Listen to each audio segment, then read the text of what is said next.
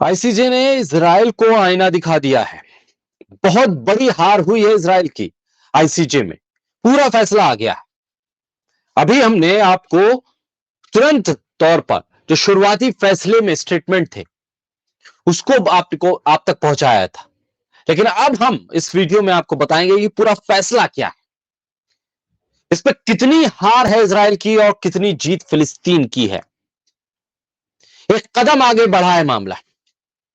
इस पूरे मामले में यह कह दिया जाए कि फिलिस्तीन यहां से जीत गया तो अभी जल्दबाजी होगी, लेकिन इस बात को हम डंके की चोट पर कह सकते हैं कि इजराइल हार गया। इजराइल की सबसे बड़ी हार हुई है अंतर्राष्ट्रीय कोर्ट में। कानून की निगाह में वो मुजरिम हो गया। कानून की निगाह में इंसानियत को खत्म करने वाला मुल्क बन गया है इजराइल। इंसानियत की नजर में पहले ही इजराइल ने वो घिनौने पाप किए थे जिसके चलते वो लोगों से आंख नहीं मिला पाता था, लेकिन सिर्फ अमेरिका की दादागिरी, अमेरिका की ताकत, ब्रिटेन की ताकत, अमेरिका के कंधे पर हाथ होने की वजह से इजराइल जंग की जगह नरसंहार को अंजाम दे रहा था, जेनोसाइड कर रहा था। बेंजामिन नेतन्याहू अपनी कुर्सी बचाने के लिए फिलिस्तीन के लोगों का खून बहा रहे थे। न सिर्फ फिलिस्तीन के लोगों का, बल्कि इजराइल के लोगों की भी हत्या हो रही थी। कोर्ट ने साफ कर दिया आज अंतर्राष्ट्रीय न्यायालय ने, बेंजामिन नेतन्याहू जेनोसाइड कर रहे थे और जेनोसाइड करने वाला शख्स इंसानियत के दायरे में इंसान तो हो नहीं सकता। जेनोसाइड करने वाले मुल्क का बहिष्कार जरूरी है। फैसले में क्या कहा गया है और क्या रह गया है कहने से, यह भी मैं आपको बताऊंगा। इसकी बेहद ज्यादा जरूरत थी। वो बात कोर्ट ने नहीं कही, लेकिन जो बड़ी बातें कही है कोर्ट ने वो ये है कि फौरन फौरन तुरंत ही जेनोसाइड की कार्रवाई को रोका जाए। इंसानी वैल्यूज, इंसानियत के वैल्यूज, ह्यूमैनिटेरियन ग्राउंड पर जो एड्स आ रहे हैं, जो सहूलियत दी जानी चाहिए इजराइल के तरफ से या दुनिया की तरफ से गाजा के लोगों को, वो पहुंचे सबसे पहले, इसकी व्यवस्था। आम शहरियों का कत्लेआम रुके, इंसानियत के दायरे में रहते हुए फिलिस्तीन के लोगों तक उनकी राहत सामग्री पहुंचे, मेडिकल एड्स पहुंचे, खाना पहुंचे, पानी पहुंचे, तमाम जरूरी बुनियादी सुविधाएं गाजा तक पहुंचे, इसको इंश्योर करे इजराइल। एक और जरूरी बात जो कोर्ट ने कही है, कोर्ट ने कहा है कि इस जेनोसाइड को रोकना ही होगा। इस जेनोसाइड को रोकने के बाद जो इंसानी दायरे में रहते हुए एक बुनियादी हक है इंसानों के, वो मिलने चाहिए फिलिस्तीन को, फिलिस्तीन के लोगों को। साथ ही साथ इस पूरे जंग के माहौल से बाहर निकलने के लिए, इंसानियत को जिंदा रखने के लिए, फिलिस्तीन और गाजा के लोगों की मदद के लिए, जेनोसाइड को रोकने के लिए क्या कदम इजराइल उठा रहा है और क्या कदम उठाए गए हैं, एक महीने के अंदर आईसीजे में पहुंचकर उसकी रिपोर्ट करें। कोर्ट ने इजराइल की इस मांग को खारिज करते हुए इस पूरे मुकदमे को फिलिस्तीन के हक में करार दे दिया, जिस मांग में यह कहा गया था कि जेनोसाइड का यह मुकदमा रद्द कर दिया जाए। लेकिन कोर्ट ने कहा नहीं, जेनोसाइड का यह मुकदमा रद्द नहीं होगा, क्योंकि जेनोसाइड हो रहा है और जेनोसाइड को रोकने के लिए यहां से फैसला आएगा। जेनोसाइड को रोकने के लिए कोर्ट ने साफ तौर पे कहा है कि इसे रोकिए, इंसानी मदद पहुंचाइए लोगों तक। जो भी मिलिट्री ऑपरेशन वहां आप चला रहे हैं उसमें शहरियों को नुकसान ना हो, आम जिंदगी उसमें दुश्वार ना हो, बच्चे, औरतें, बूढ़े, अस्पताल, इनको टारगेट ना किया जाए। और जो कदम आप उठाएं उसे एक महीने के अंदर रिपोर्ट कीजिए आईसीजे में आके।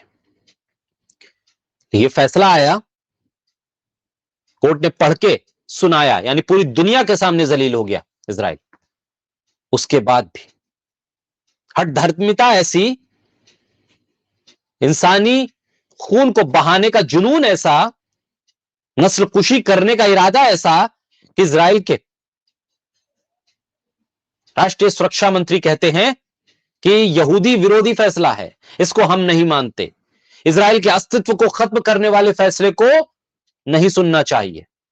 आईसीजे की खिलाफ वर्जी कर रहा है इजराइल, लेकिन अभी भी सख्ती उतनी नहीं दिखाई जा रही है अदालत की तरफ से इजराइल पर कि इजराइल को मजबूर किया जाए कि सुनना ही पड़ेगा आपको, और अगर नहीं सुना तो उसकी कीमत भी चुकानी होगी। राष्ट्रीय सुरक्षा मंत्री इजराइल के वो कह रहे हैं कि आईसीजे ने जो कहा है कि जेनोसाइड हो रहा है, इस जेनोसाइड को रोकिए, वो यहूदियों के खिलाफ फैसला है, और यहूदियों के खिलाफ फैसला है, और इस फैसले से इजराइल का अस्तित्व खतरे में पड़ जाएगा। लिहाजा इस फैसले को सुनने से ही इनकार कर देना चाहिए, इसे सुनना ही नहीं चाहिए, इसे मानना ही नहीं चाहिए। यानी कि दुनिया के कानून से अपने आप को ऊपर समझ रहा है इस वक्त इजराइल। दुनिया के नियम, कायदे, कानून और इंसानियत से ऊपर समझ रहा है अपने आप को इजराइल। इंसानियत का कत्ल रोज कर रहा है इजराइल, लेकिन अपने आप को फिर भी मुजरिम नहीं मान रहा। उसको अपने किए हुए पछतावा नहीं है। दरअसल बात यह है कि जब दुनिया में दादागिरी करने वाला अमेरिका उसके साथ खड़ा हो, ब्रिटेन जैसे देश उसके साथ खड़े हों, जहां पर इस्लामोफोबिया से ग्रसित सरकारें हैं वो उनके साथ खड़ी हों, तब ये कत्ल करने का सिलसिला रुकने वाला नहीं। खून बहाने पर अफसोस नहीं, बल्कि गर्व कर रहा है इजराइल। इंसानियत को खत्म कर रहा है, जेनोसाइड कर रहा है, नरसंहार कर रहा है, बच्चों को मार रहा है। अदालतों में ये सबूत काफी हो गए, आईसीजे में तस्वीरें, फोटो, बयान ये बताने के लिए काफी हो गए कि किस तरह से नस्लकुशी इजराइल कर रहा है। इजराइल के मंत्री के बयान को ही कोट किया आईसीजे ने, जिसमें कहा गया था कि ह्यूमन एनिमल है गाजा के रहने वाले लोग, इंसान मानने से इनकार कर रहा है इजराइल। तो फिर जेनोसाइड के सवाल पर जिस तरह का रिएक्शन आया है, ये तो वाजिब था। जब इंसान को इंसान मानने से ही इजराइल इनकार करे, तो समझिए कि इंसानियत किस हद तक इजराइल के मिलिट्री ऑपरेशन करने वालों में, एडमिनिस्ट्रेशन में, वहां की सरकार में, वहां के बेंजामिन नेतन्याहू की सरकार के औहदेदारों में कितनी खत्म हो गई है। हालात यह है कि इजराइल के लोग मर रहे हैं, इजराइल के फौजी हलाक हो रहे हैं, अपाहिज हो रहे हैं। इजराइल में बेंजामिन नेतन्याहू के खिलाफ खुद मोर्चे खोले जा रहे हैं, फौज में भगदड़ मची हुई है, फौजी वापस आ रहे हैं, बटालियन वापस बुलाई जा रही है, लेकिन फिर भी हट धर्मिता और अपनी कुर्सी बचाने के लिए बेंजामिन नेतन्याहू लगातार अपने आप को सही साबित कर रहे हैं, अपने आप को इजराइल को बचाने वाला, यहूदियों का रक्षक बताने की कोशिश कर रहे हैं। ये वही धर्म है, ये वही धर्म की सियासत है। धर्म को आगे कर दीजिए और अपने तमाम गलत कामों को उसके पीछे छुपा लीजिए। धर्म की सियासत है। भारत में याद आया ना आपको किस तरह से धर्म के नाम पर सियासत होती है, और धर्म की आड़ में लिंचिंग को जस्टिफाई किया जाता है, धर्म की आड़ में मुसलमानों की दुकानों, मकानों और सफर करते मुसलमानों पर हमले को जस्टिफाई किया जाता है। बिल्कुल वही इजराइल कर रहा है। यहूदियत और मजहब के आड़ में फिलिस्तीन के लोगों का जेनोसाइड जस्टिफिकेशन के तौर पर दिया जा रहा है। अदालत के फैसले को इसलिए नहीं माना जा रहा क्योंकि इजराइल के मंत्री कह रहे हैं कि यहूदियों के खिलाफ फैसला है, इससे इजराइल का अस्तित्व खतरे में पड़ जाएगा। इसे मत सुनिए। कुछ यही रिएक्शन होता है भारत में भी, जब कहा जाता है कि मॉब लिंचिंग नहीं होनी चाहिए, भीड़ की हत्या नहीं होनी चाहिए, धार्मिक नारों की आड़ में धार्मिक स्थलों पर हमले नहीं होने चाहिए, देश का झंडा सर्वोपरि है, किसी धर्म का झंडा सर्वोपरि नहीं, तो रिएक्शन आता है कि आप धर्म के खिलाफ हैं, आप आस्था के खिलाफ हैं, आप संस्कृति के खिलाफ हैं, लिहाजा ये सब होगा, लेकिन आप जो कह रहे हैं नहीं होना चाहिए वही नहीं होगा। बहुत बड़ा खतरा दुनिया के सामने, पॉलिटिक्स और रिलीजन को एक साथ मिलाकर सियासत करना है, सरकारें चलाना है, और इसी खतरे की चपेट में इजराइल है। और यही वजह है कि धर्म को आगे करके जेनोसाइड को जस्टिफाई कर रहा है इजराइल। वजह दुनिया जानती है कि बेंजामिन नेतन्याहू की कुर्सी कितनी खतरे में है, अदालतों में मुकदमे चल रहे हैं, उसके बाद भी बेंजामिन नेतन्याहू को अपनी कुर्सी से प्यार है, लिहाजा सिर्फ और सिर्फ फिलिस्तीन के लोगों का कत्ल करके, उनका खून बहाकर ही इस कुर्सी को बचाया जा सकता है। इसलिए जेनोसाइड को जस्टिफिकेशन के तौर पर पेश किया जा रहा है, यहूदियत को जस्टिफिकेशन के तौर पर पेश किया जा रहा है। लेकिन आईसीजे में आज की हार इजराइल की दुनिया भर में किरकिरी करा चुकी है, अमेरिका की दुनिया भर में किरकिरी हो गई है, ब्रिटेन की दुनिया भर में किरकिरी हो गई। अभी तो अमेरिका और ब्रिटेन का मुकदमा भी सामने आएगा आईसीजे में जो पहुंचा है। ये दोनों मुल्क भी इसी जेनोसाइड के मुजरिम हैं। इन पर क्या फैसला आएगा, क्या दलीलें होंगी, क्या सबूत होगा, वो भी हम आप तक पहुंचाएंगे। लेकिन इस पूरे फैसले में एक लाइन मिसिंग है, जिसका जिक्र करना बेहद ज्यादा जरूरी है। दरअसल उम्मीद यह थी कि आईसीजे इंटरनेशनल जो कोर्ट है वो ये कहेगा कि सीजफायर हो, जंग रुके।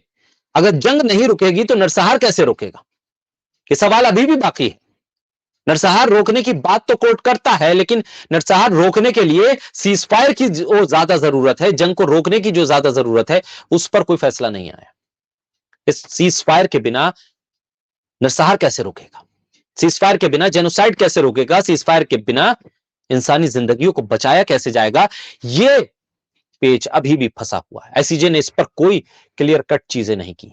आने वाले वक्त में देखेंगे कि क्या जो आज फैसला पड़ा गया उस पर कोई चीज है जो इस सीजफायर की तरफ दिखाती हो, इशारा करती हो। उम्मीद की जानी चाहिए कि फिर लोग पहुंचेंगे, कोशिश करेंगे कि सीजफायर पर भी कोई फैसला है। लेकिन ये मिसिंग है, और ये मिसिंग होना बहुत बड़ी नाकामी भी हो सकती है।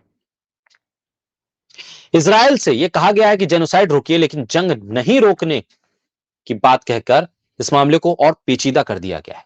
बहरहाल अभी इजराइल इस गम में है कि दुनिया के सामने उसकी जलालत हो गई, अदालतों में वो जेनोसाइड का मुजरिम करार दे दिया गया है, अदालतों में उसके सबूत पेश कर दिए गए हैं। और जब उसके मंत्री ये कह दें कि इसे हम मानेंगे नहीं, तो फिर समझ लीजिए कि अंतरराष्ट्रीय कानूनों से ऊपर अपने आप को जब इजराइल समझेगा, तो फिर कैसे रेड सी पर वो अपने कब्जे को बरकरार रख पाएगा, कैसे रेड सी पर वो कह पाएगा कि हूती पर हमला हम इसलिए कर रहे हैं क्योंकि इन्होंने रास्ता रोका। जब आप खुद कानून नहीं मान रहे, तो फिर कोई आपके जुल्म के खिलाफ आवाज उठाने के लिए क्यों कानून को देखें। सवाल यह है कि इजराइल की आज की इस बड़ी हार से क्या अमेरिका सबक लेगा, क्योंकि अब नजरें अमेरिका के उस मुकदमे पर भी हैं जो साउथ अफ्रीका की तरफ से दिया गया है, जिसमें जेनोसाइड के मुजरिम के तौर पर अमेरिका और ब्रिटेन भी है। बहरहाल तमाम अपडेट्स आप तक हम पहुंचाते रहेंगे। बने रहिए बोलता हिंदुस्तान के साथ। तमाम सोशल मीडिया प्लेटफॉर्म को लाइक, सब्सक्राइब और शेयर करते रहिए।